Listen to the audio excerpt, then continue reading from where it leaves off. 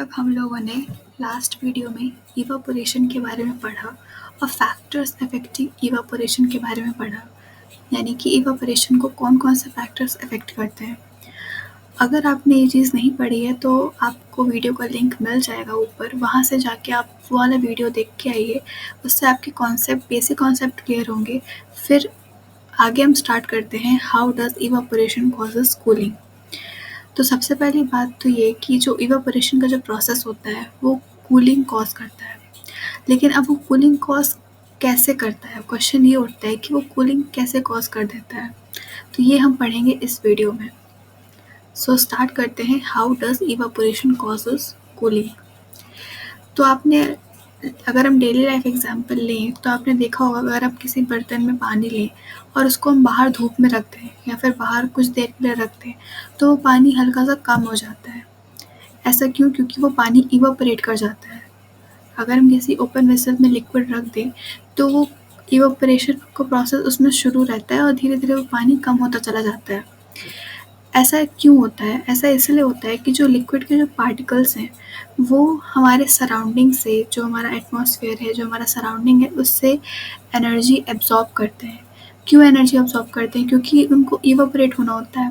जो पार्टिकल्स हैं उनको इवापोरेट होना होता है, तो इवापोरेशन के लिए कुछ ना कुछ तो एनर्जी होनी चाहिए ना उनके पास।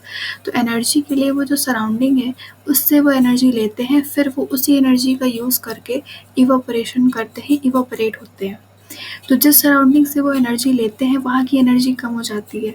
वहाँ की एनर्जी कम होने के कारण वो जो सराउंडिंग है हमारा वो कोल्ड हो जाता है, यानी कि ठंडा पड़ जाता है। इसीलिए हम कहते हैं कि जो इवापोरेशन का प्रोसेस है वो कूलिंग कॉज करता है, क्योंकि इवापोरेशन होने के लिए कुछ ना कुछ एनर्जी की रिक्वायरमेंट होगी और वो एनर्जी पार्टिकल्स को मिलती है इसके सराउंडिंग से। जब सराउंडिंग से वो एनर्जी ले लेंगे तो जो सराउंडिंग है उसमें एनर्जी कम हो जाएगी, जिसकी वजह से सराउंडिंग हमारा कूल हो जाएगा। अगर हम एग्ज़ाम्पल देखें इस चीज़ का, तो सबसे पहला एग्ज़ाम्पल हमारा आता है वो है एसीटोन का। अब एसीटोन का एग्ज़ाम्पल को देखने के लिए हम यूज़ करेंगे nail polish remover. Nail polish remover में एसीटोन मिलता है। तो जब हम नेल पॉलिश रिमूवर का यूज़ करते हैं तो हम कुछ चीज़ें रिलेट करते हैं, जैसे कि जब हम अगर उस बॉटल को, नेल पॉलिश रिमूवर की बॉटल को कुछ देर के लिए खुला छोड़ दें, ओपन छोड़ दें, तो आप देखेंगे कि वो पूरी बॉटल ख़त्म हो चुकी होगी, खाली हो चुकी होगी। ऐसा क्यों? क्योंकि जो रिमूवर है हमारा वो पूरी तरह से इवापोरेट हो चुका होगा। दूसरी बात, जब हम इसको अपने नेल्स में, अपने हाथों में अप्लाई करते हैं तो हम ये देखते हैं कि वो हमारे नेल्स पे सिर्फ 1-2 सेकंड के लिए रहता है और फिर वो इवापोरेट हो जाता है। और जब वो नेल्स पे रहता है तो हमें कुछ ना कुछ एक कूलिंग सेंसेशन फ़ील होती है। एक हल्का-सा कुछ ठंडा-ठंडा, कूल-कूल फ़ील होता है हमारे नेल्स में।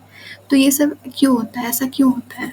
तो ऐसा इसलिए होता है कि जो नेल पॉलिश रिमूवर के जो पार्टिकल्स हैं वो हमारे नेल से या फिर हमारे पाम से वो कुछ ना कुछ एनर्जी अब्सॉर्ब करते हैं इवापोरेट होने के लिए। और सराउंडिंग हमारी हो गई नेल्स, हमारे पाम। तो नेल पॉलिश रिमूवर इवोपरेट होने के लिए हमारे पाम से, हमारे नेल से कुछ ना कुछ एनर्जी अब्सॉर्ब करते हैं। और जब हमारे नेल से वो एनर्जी अब्सॉर्ब कर लेते हैं तो वहाँ की एनर्जी कम होने के कारण जो हमारे नेल्स हैं वहाँ पे हम लोग को एक कूलिंग सेंसेशन फील होता है।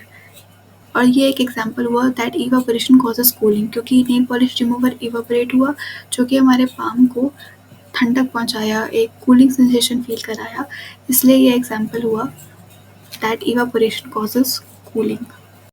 फिर अगर हम दूसरा एग्जांपल लें इस प्रोसेस का, तो वो होता है कि जब भी बहुत ज़्यादा गर्मी पड़ती है, आपने देखा होगा जब बहुत ज़्यादा हॉट समर्स होते हैं, हॉट सनी डे होता है, तो लोग क्या करते हैं कि अपने रूफ में, अपने छतों में या फिर जो उनका घर के सामने वाला ग्राउंड होता है उसमें पानी फेंक देते हैं या फिर थोड़ा उसको वेट कर देते हैं, पानी स्प्रिंकल कर देते हैं। ऐसा क्यों करते हैं? और फिर आप ये भी देखते होंगे कि वो पानी स्प्रिंकल इसलिए करते हैं ताकि वहाँ का सरफेस, वहाँ का सराउंडिंग थोड़ा ठंडा हो जाए। पानी स्प्रिंकल करने से सराउंडिंग ठंडी हो जाती है। तो ऐसा क्यों होता है?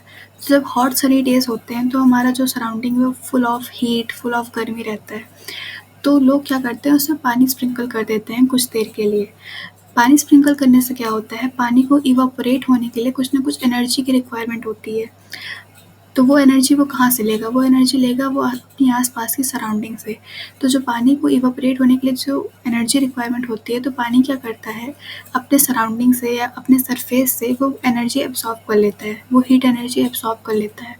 और जब सराउंडिंग की वो हीट एनर्जी एब्ज़ॉर्ब कर लेगा, तो वहाँ का जो सराउंडिंग है, वो जो सरफेस है, वो जो रूफ़ है हमारी, वो ठंडी हो जाएगी, जिसकी वजह से हमें एक कूलिंग सेंसेशन या फिर हमारे आसपास सराउंडिंग को एक कूलिंग सेंसेशन फील होगा।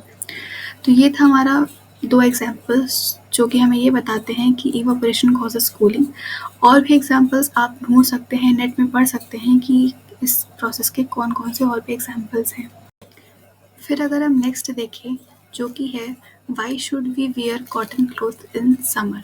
समर में हम लोग जनरली कॉटन क्लॉथ्स पहनते हैं, कॉटन क्लॉथ्स का यूज़ करते हैं। तो हम कॉटन क्लॉथ्स ही क्यों यूज़ करते हैं? तो इसका भी जो ये भी एक एप्लीकेशन है दैट इवेपोरेशन कॉजेस कूलिंग का। एक्चुअली में होता क्या है कि गर्मियों के टाइम पे हमारी जो बॉडी है वो पर्सपायर ज़्यादा करती है। मीन्स हमारी जो बॉडी का मैकेनिज़्म है वो कुछ इस प्रकार से होता है जो कि हमारी बॉडी को हमेशा कूल रखता है, ठंडा रखता है। आपने देखा होगा जब हमें पसीना आता है फिर उसके बाद हमारी बॉडी थोड़ी-सी कूल फ़ील करने लगती है। तो इवेपोरेशन होने के लिए वैसे ही इवेपोरेशन होने के लिए कुछ ना कुछ एनर्जी की रिक्वायरमेंट होगी। जब एनर्जी की रिक्वायरमेंट होगी तो जो हमारे बॉडी का जो स्वेट है, जो हमारे बॉडी का जो पसीना है, वो इवेपोरेट होने के लिए कुछ ना कुछ एनर्जी की रिक्वायरमेंट लेगा और वो एनर्जी लेगा हमारे बॉडी से। जब हमारे बॉडी से वो एनर्जी ले लेगा और वो इवेपोरेट हो जाएगा तो हमारी बॉडी थोड़ा कूल फ़ील करने लगेगी। लेकिन अब क्वेश्चन ये आता है कि कॉटन क्लोथ्स हम क्यों पहनते हैं?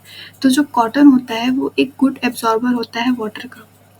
Cotton is a good absorber of water जो कि क्या करता है हमारे बॉडी का जो स्वेट है, जो हमारे बॉडी का जो पसीना है उसको वो अच्छे से एब्ज़ॉर्ब कर लेता है और वो एक्सपोज़ कर देता है एटमॉस्फेयर में फॉर ईज़ी इवेपोरेशन। यानी कि वो एटमॉस्फेयर में उसको अच्छे से एक्सपोज़ कर देता है जिससे कि इवेपोरेशन का प्रोसेस फ़ास्ट हो जाता है। और हम ऑलरेडी जानते हैं, हम अभी वही पढ़ रहे हैं कि इवेपोरेशन कॉजेस कूलिंग। तो जब इवेपोरेशन अच्छे से होगा जिससे कि हमारी बॉडी कूल फ़ील करने लगेगी। फिर नेक्स्ट और लास्ट चीज़ जो कि इस चैप्टर में है वो है why do we see a water droplet on the outer surface of the glass containing ice cold water. Means हम ये नॉर्मली ऑब्ज़र्व किया होगा हमने अभी तक, या फिर अगर आपने नहीं किया हो तो अब आप कर सकते हैं। उसके लिए आपको एक ग्लास लेना है, उसमें बहुत ही ज़्यादा ठंडा पानी भर लेना है जो कि हो like ice cold water, means बर्फ़ वाला पानी जिसको हम कहते हैं। उस ग्लास में हमको बर्फ़ वाला पानी भर देना है। उसके बाद हम कुछ देर के लिए उसको रख देंगे अनडिस्टर्ब्ड, उसके साथ कुछ भी नहीं करेंगे।